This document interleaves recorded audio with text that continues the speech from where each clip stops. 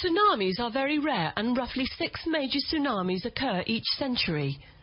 It is believed that 65 million years ago, a tsunami was triggered by a meteoroid at the tip of Mexico's Yucatan Peninsula, which led to extinction of terrestrial dinosaurs.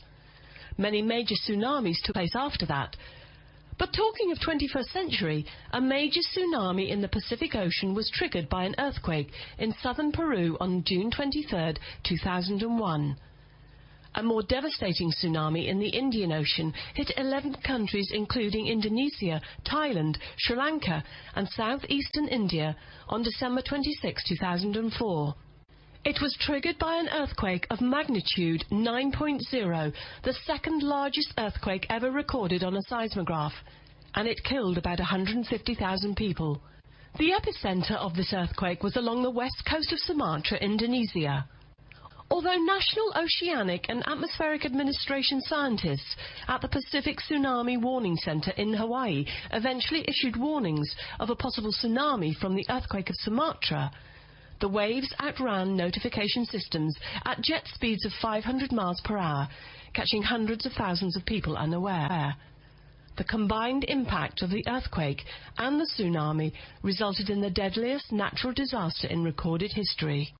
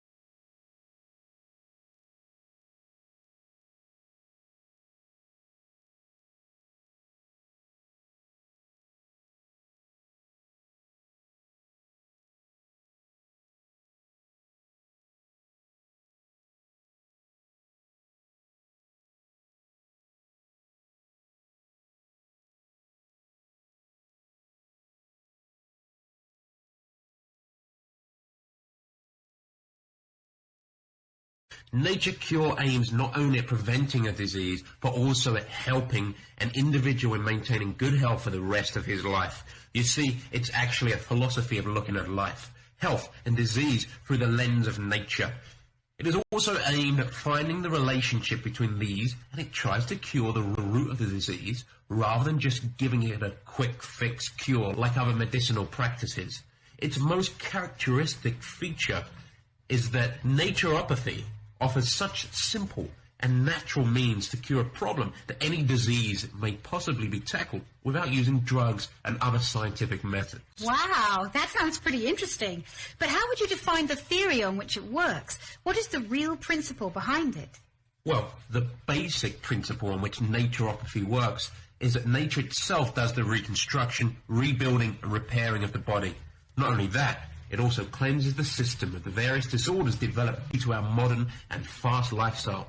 You see, for example, boils, pimples, eruptions, etc. are all symbols of self-cleansing mechanism of nature, where nature, through its self-made methods, visibly informs us that there is something wrong.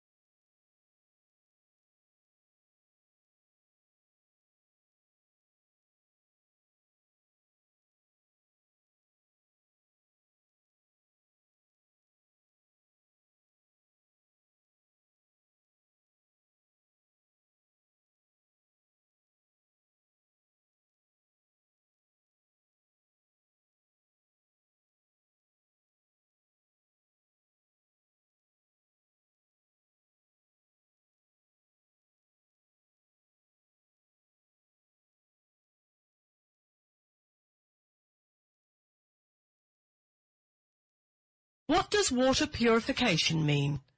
Basically, by purifying, we are freeing water from any kind of impurity that it may contain, microorganisms or contaminants. This is not a one-step process. Water has to be purified by following a series of steps. These steps depend on the kind of water, that is, whether it is groundwater, lake water, seawater, etc. To clean or purify water, different techniques can be used. Choosing the techniques will depend upon the contaminants present, raw water source, standards that have to be met, and also the finances available. The methods of purifying water include boiling, ion exchange, distillation, reverse osmosis, electrode ionization, solar disinfection, potable water purification, etc. Any of these and many other methods can be put to use to purify water. Though filtering is not enough to completely purify water, it is a necessary initial step towards complete purification.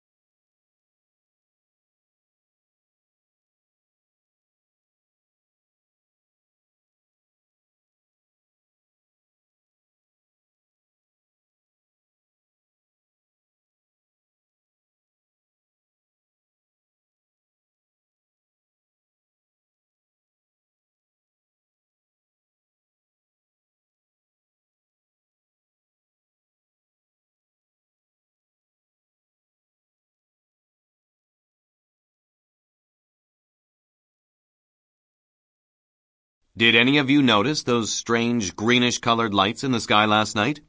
Anybody? Mark? I did, sir. They were beautiful. But, what were they?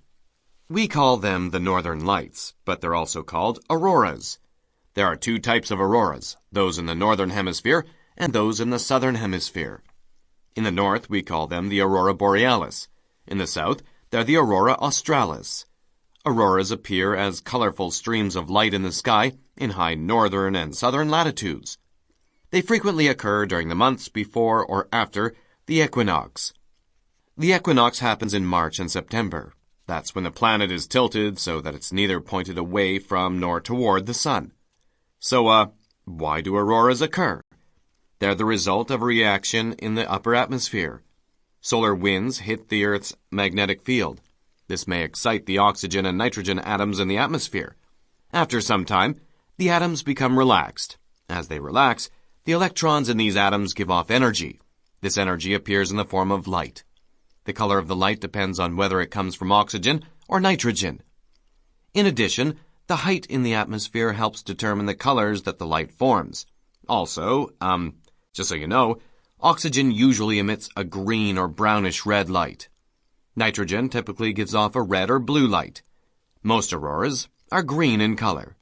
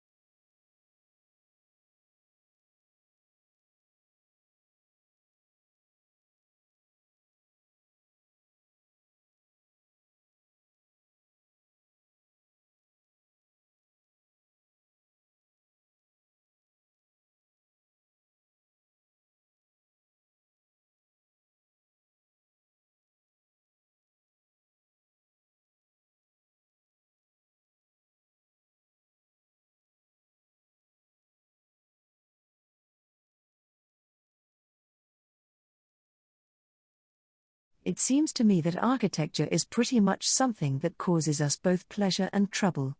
I live in the part of Western London where I think many of the streets are really, really ugly, and this distresses me every time when I walk to a supermarket or walk to the tube. I do not understand why they built those buildings without architecture. A bad building has a serious impact on the people around it, which could be hundreds of years. It lasted so long, and if you write a bad book or a bad play, I will be shocked when it was shown. Suppose the book arose a little bit from the frustration, and then I realize if you talk about architecture, you will say why buildings are not more beautiful.